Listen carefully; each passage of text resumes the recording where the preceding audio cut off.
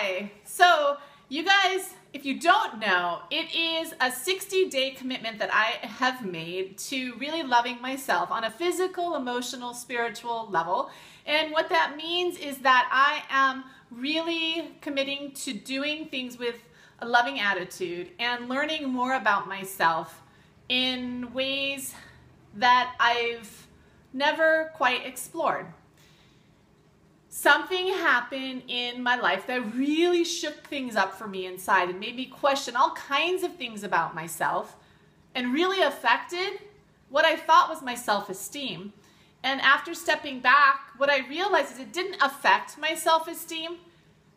My self-esteem had already been affected, and it has always been affected. And the situation that I went through gave me the opportunity to be able to be where I'm at today, to be able to share with you, and to be able to open up in exploring this process on a deeper level.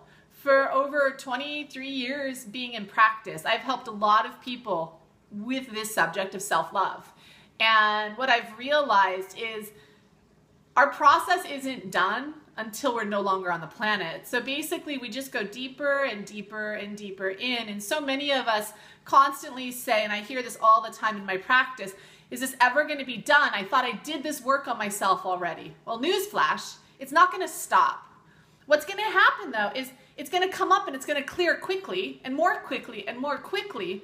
The closer we get to ourselves, the closer we get to our own hearts and our own spirits and our own place inside of being authentic, being real, and being clear with who we really are.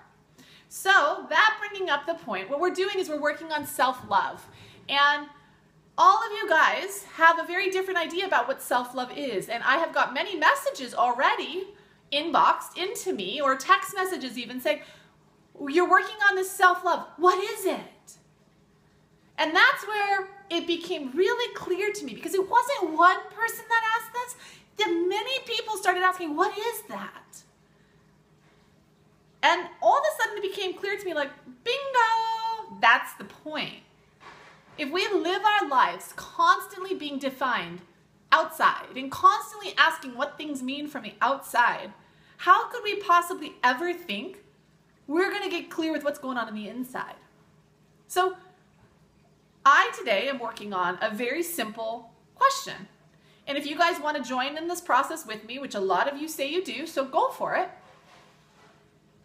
What is self-love to you? What does it mean to you? And really being clear with that for yourself. You can define it any way that you want. What does it mean to you? I'm going to do the work and define what it means to me. You define what it means to you. There's nothing wrong. There's nobody right. If you guys want, you guys are welcome to share in comments underneath this video and help each other out. This is what it means to me. Share with each other. Help support each other through community. If you're seeing it on Facebook, if you're seeing it on Twitter, share it. Share it as your status update. Ask people, what does self-love mean to you? Let people start thinking. But because somebody has an opinion and somebody defines something a certain way, doesn't mean that's how you're going to define it. Doesn't mean that's how you're supposed to define it. You're supposed to take time to step back, get off the hamster wheel, and answer questions for yourself. That's self-awareness. That's self-awareness. And when you have self-awareness and you can take responsibility for that, you're going to have freedom. All right? How do you define self-love for yourself? Instead of asking me, instead of asking your friends, if you're going to ask your friends, ask them just to inquire with them themselves and share with you, but don't define your idea based on somebody else. You might use it to inspire you to think, because some of you might reach a totally blank screen like, I don't know. I can help you a little bit. Name some things in your life that have made you feel the feeling of being loved. People, places, situations, loved and supported. That's my little hint toward you. Self-love has to do with being supported.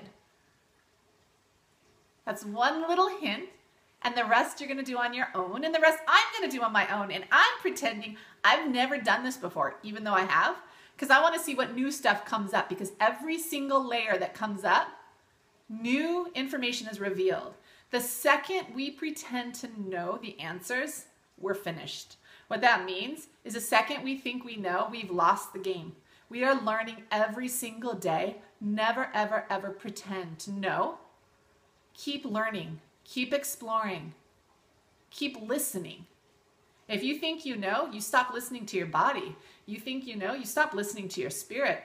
You think you know, you stop listening to your friends. You stop doing that, what happens? We become disconnected. And when we become disconnected, typically the body, the mind, the spirit will represent the feeling of being disconnected through unhappiness, through stress, through overwhelm, through all of those things. All right? Sit with this. If you're interested in learning about how to love yourself, you first have to define what that actually means for yourself. Comment below, help inspire other people, because a lot of you are going to have a completely blank screen. You're not used to thinking for yourselves. You're not used to defining things for yourself. And that's going to be part of this journey. And I'm going to share with you what I come up with. I'm going to give it a couple of days, and then I'm going to share with you. Do your work, have fun, explore. That's what it's all about. All right, guys.